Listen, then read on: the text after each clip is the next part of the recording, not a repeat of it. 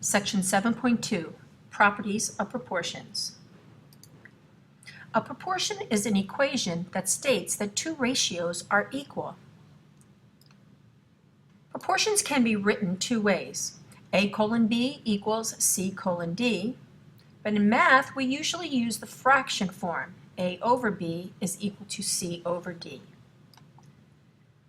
In the proportion A is to B as C is to D, A and D are called the extremes. They're on the extreme outsides of the proportion.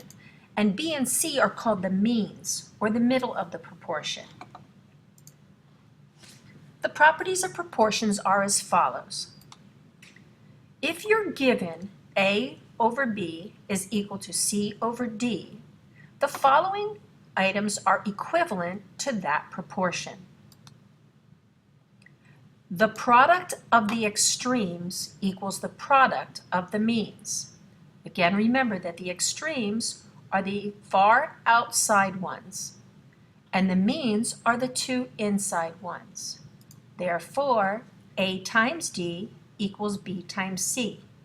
And for every one of the properties of proportions, as long as you end up with the same factors together, equaling the same factors on the other side, you know that whatever you're doing is still proportional. The second property of proportion says if you interchange the extremes, you get an equivalent proportion. So if I take A and D and I switch their location, and I now write that D over B equals C over A, I still have an equivalent proportion because A times D is equal to C times B.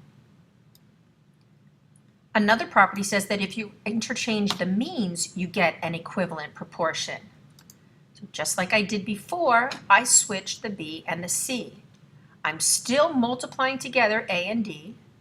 I'm still multiplying together B and C, so the proportion remains equivalent. Next, if you add 1 to both sides, you get an equivalent proportion. In this case, I'm adding 1 to each side. However, what I'm adding is a form of 1, where I have B over B is 1, D over D on the other side is 1. You're still given the same proportion A over B equals C over D, and we have a couple more properties that we need to talk about.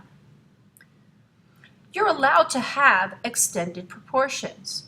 In other words, A over B equaling C over D equaling E over F. Likewise, in an extended proportion, the ratio of the sum of all the numerators to the sum of all the denominators is equivalent to each of the original ratios.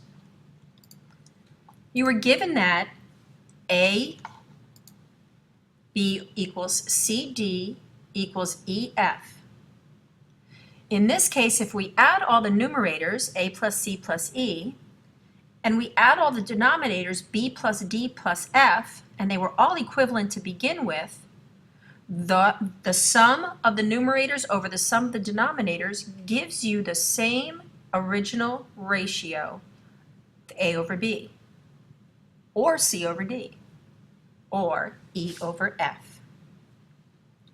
What I'd like you to do right now is take those 6 properties of proportions and using numbers prove to me that you know exactly what to do and what these properties mean.